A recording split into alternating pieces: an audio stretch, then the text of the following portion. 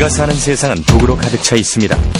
하루에도 무려 250여 가지의 독성 물질이 새로 생겨납니다. 수년, 수십 년이 흐르면 몸속에 엄청난 양이 쌓이게 됩니다. 인류 역사상 가장 오염된 시대, 독소는 이미 우리 몸의 한계를 넘었습니다. 독소는 몸 밖에서 들어오기도 하고 몸 안에서도 만들어집니다. 피할 수가 없죠. 보통 얘기하는 독약이라고는 독이 있다. 그건 아니라는 뜻이죠. 최첨단을 달리는 현대의학도 우리를 독소로부터 완전하게 지켜주지는 못합니다. 그러한 해독요법이야말로 생명의 파수꾼이라고 볼 수 있습니다.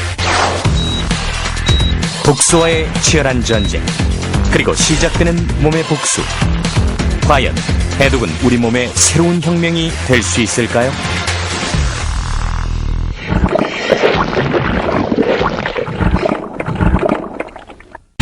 병원은 더 이상 아픈 사람들만 가는 곳이 아니죠.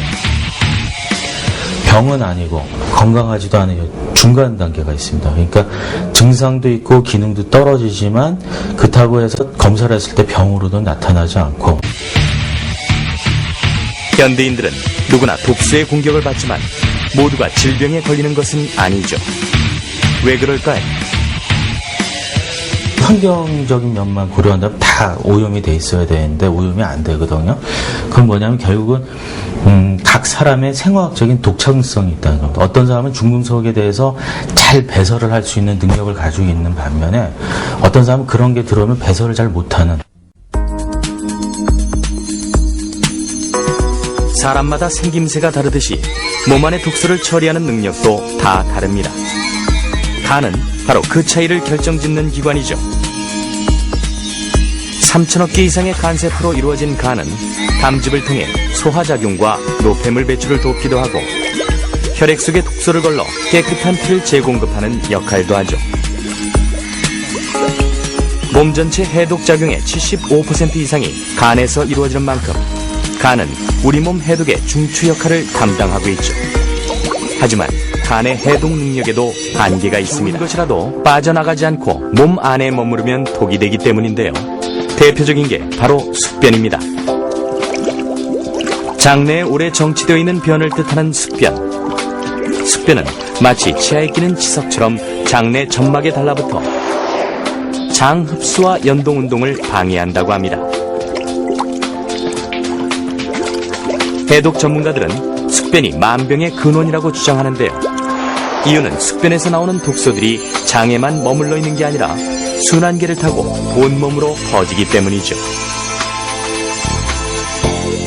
시궁창에 있는 것을 방에 한번 놨다고 한번 생각을 해봅시다. 그러면은 그 많은 그 냄새에 의해서 또 그 악취에 의해서 아마 하루 이틀도 살지 못할 겁니다.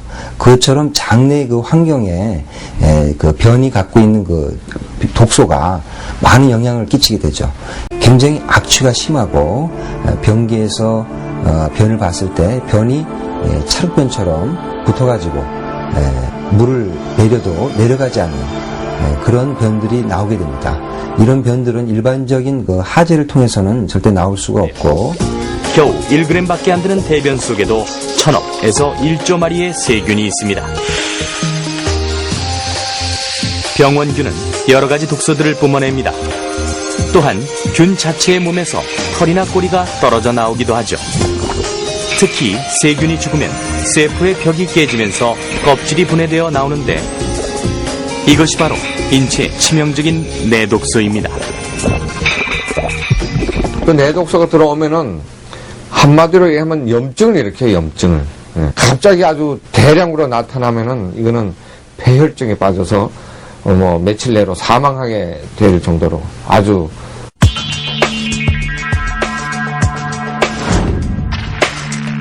정상적인 장점막 세포들은 불필요한 이물질이나 독소들이 몸 안으로 들어오지 못하게 막아줍니다. 일종의 방어막 역할이죠.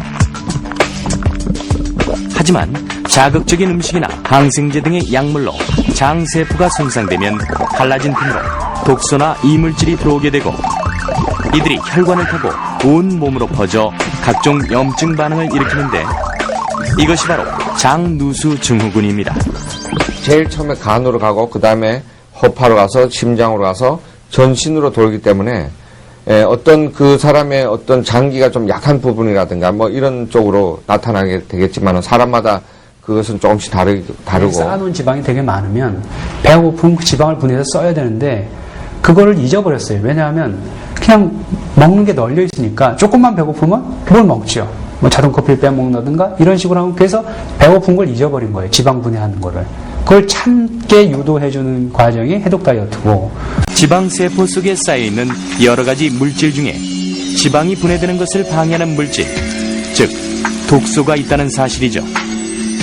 염증을 유발하는 이 물질은 지방이 분해될 때 함께 나오는데요.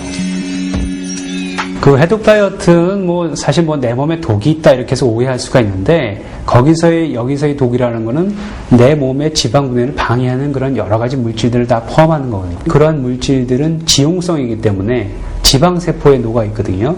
그래서 지방세포에 녹아 있는 거는 일단 지방이 분해가 돼야지 나오기 때문에 우리 몸에서 지방을 분해하는 신호를 줘야 돼요. 제일 중요한 건 어떻게 보면 그 사람의 삶 자체를 바꾸는 게 가장 중요한 치료입니다. 어디에도 정답은 없습니다.